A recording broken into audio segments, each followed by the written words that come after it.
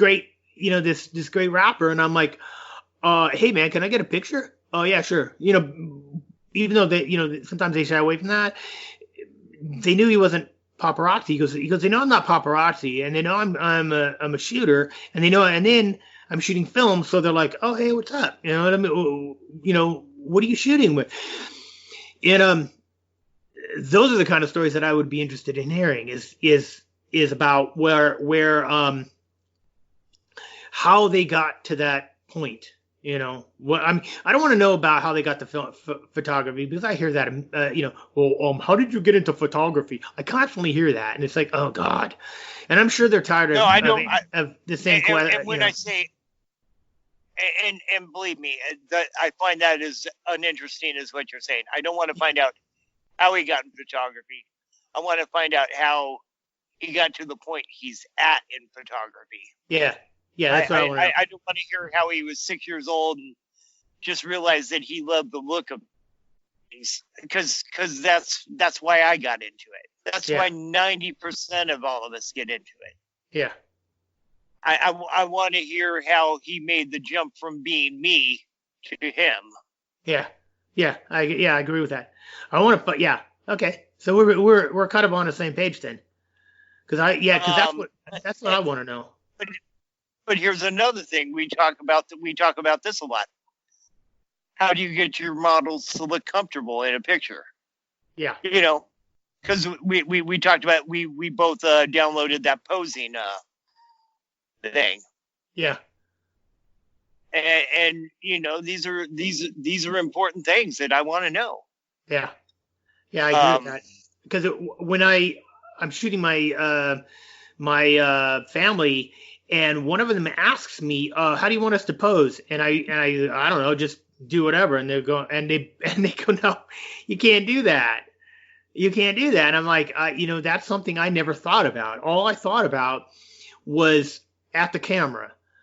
But, if you have a professional model, she or he knows what they're doing. Your model knows what they're doing. That's their job. That's their profession. Right. So when your model comes up, and we'll assume that it's a female, because that seems to be the way it seems to go. So she comes up, you tell her what you want to do. She goes, yeah, no problem. And she shows up, and she knows she's dressed. She knows exactly what she should be wearing. You go, hey, can you do this? Can you do that? She goes, sure. And she goes through 5-10 different poses. And then, because that's her job, she knows what she's doing. Right. So, but if you are shooting non-professionals, they have no freaking idea what they should be doing or how they should pose, or not even the basics. And I'm like, okay, right. Wow, I never thought about that until that moment when my niece said, how do you want us to pose? And I was like, just do whatever. And she's like, no, you need to have, and they told me that after. They go, you need to, study posing, how to get, how to get your subjects to pose. Go, right. Yeah, I do. But there was something, speaking of YouTube channels, which I think we might want to move to YouTube. I think that might actually be a good idea. And the reason why is because I hit this show the other day called Seventh Era. The number 7, THERA. Yeah, no. I went to the link after you. Okay, I checked it out last night. Yeah. He did a really cool thing where he did the, which I don't know why he did it, because when he did it, I go, I guess I could do the same thing with video. I mean, I don't know why, where he had some guy stand still while a train ran behind the guy. Okay, yeah, I didn't watch that episode, but I saw the link for it. But I know what you're talking about. Yeah, he did another one where he had it was a picture of this girl. He has like a handful of models he's always using, and he has a picture of this girl, and there's this moving rain effect in front of it. Is that what happened? The subject in that train shot was stationary, but the train behind him was running. Right, but the thing is, it was such a simple thing. He was told the model to stand completely still while he shot like 8 or 12 or 30 pictures while the train went by. And then he put it into a program and brought it into, I think it was Premiere he was using. Mm-hmm. Slapped all the pictures into Premiere, and then it looked like the train was rolling by behind somebody standing completely still. You know, like he inserted the guy into a picture of a moving thing of the train going by, and I go, okay. I could do that with video, and it would take a lot less work. Yeah. Well, I've seen I saw part of an episode where he did a similar thing where he had that model and there was a rain, I guess it was down a window or something like that. And it was very similar, and I go, okay, those kind of things. The thing about that kind of stuff is that it's not. I've seen other techniques similar to that, and what it looks like is there's not so much other than digital, other than online. There's really not a place to show. Okay, we take a picture, we take a still image, we can put it online. Sure, we can go ahead and do that. We can hang it in our house. We can pass it around. We can post it to a tree. We can take it to a museum. Sure, and it's self-contained. It's its own thing. Video is different. When we watch a video, we have to have some kind of a device, of an appliance that's going to show that video to us. All right. When you're doing a technique similar to what this guy had done, you're in a hybrid situation, and there's a problem there. You can't just hang it. You can't just do that. If you were to hang it, you'd have to hang a video display and have a computer or some other kind of processor attached to it. So something that was processing the information. Right. So the problem is that with that format is that you're making what appears to be a still image, but you can't treat it, you can't show it the same way as you would a normal still image. Now, okay, you make that, it goes on your website, that's cool. Okay, fine. But you can't order a print of that. And that's why I'm thinking that maybe that style, that format, that work has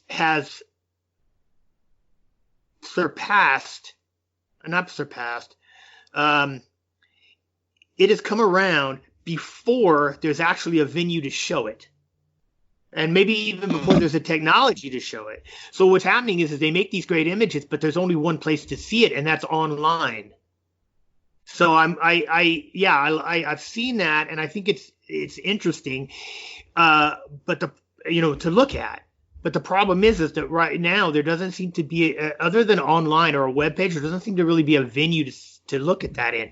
And we know when we look at a still image, a lot of times we're there for just a few seconds, and then we're moving on.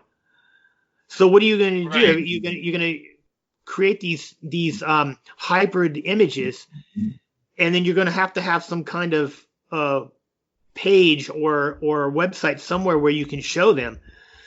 But the problem, but nobody can ever go see them in person. So I don't know if maybe technology is a step behind that work. I don't know. I'd like to see that. I'd like to see where that kind of thing goes, because there was a camera that was doing a very similar thing, that was taking a picture. It takes a picture and then it takes multiple pictures, and what it looks like is that you're moving in on a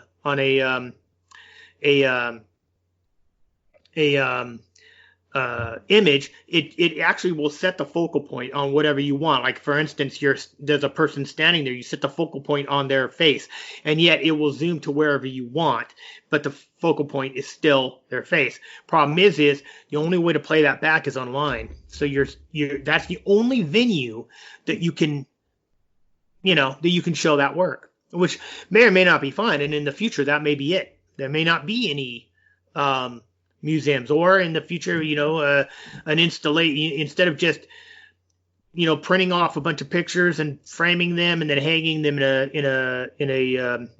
museum, in a gallery. They may have galleries where there's just dozens and dozens of these LED panels, and you go in the back and you upload all your stuff and they run it. But the problem is nobody can ever really own it, because I can just take anything you want, and there's never a, hey, I have the only one, or I have only one of 5. No, it doesn't work that way anymore. So, well, let's put it this way. There's a reason why people who videotape their weddings still have a professional photographer there taking pictures. Yeah. Because they want something they can just pick up off the coffee table and flip through. They don't want to have to turn on the TV, load in a DVD or memory stick, I guess now. Yeah. Here I'm talking about DVD is DVD. Where are you at, man? Yeah, exactly. I'm the guy stuck with about 3,000 of them is what I am. Yeah. It's like my CDs. I'm going like, I've got a wall of my garage that literally has 1,300 CDs on it. Uh-huh. And as I look at them, I go, that takes up a shitload of space. Yeah. and I haven't played a CD in probably 5 to 7 years. Yeah.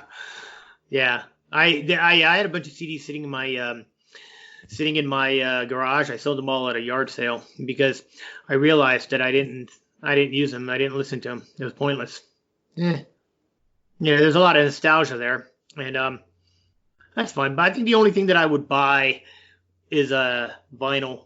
I think that's the only thing that I would buy now. And I only own like about 5 albums, and that's probably, I think what I would do is find the best that I could get, the coolest that I could get, and then that would be it. I had about 1,000 of them. Yeah. And I just got rid of them about 5 years ago. I just go, because it's about the space they take up. It's like, yeah. Well, number one, I'm not 20 years old anymore. Yeah. Number two, even though I still like listening to music every now and then, since I dropped out of the scene, I really just care a lot less about it anymore. Yeah. I loved music so much that, but when it was done with me, I was kind of done with it. Yeah, I've noticed that too. I really don't listen to them. Every once in a while, like I said, I have about 5 or 6 albums, and every once in a while, I'll pull one out, but it's not like pop culture stuff. Like right now I have the Beach Boys, Pet Sounds. I have a Coltrane album. I have a Herb Alpert album. I have a Toots Steelsman album, and I think I have a Yes album. That's about it. That's what I have. That's it. I have 3 pieces of vinyl to my name anymore. I have a Buddy Holly original pressing from the 60s. Uh-huh. It was a compilation, but it was printed in the 60s. Mm-hmm. Because Buddy Holly died in 59 or something like that. Yeah, 59, I think. Yeah. I have that. I have when I was playing with that band Parthenon, the drummer Jack had a band before that had a vinyl and gave me a copy, and I kept that. Mm-hmm. And there was this girl in 1988. Her name was Joanna Dean. The best female voice I've ever heard in my life. For what I like out of a female voice. Yeah. I like a chick who can just scream, "I want sex," and sell it. Yeah. And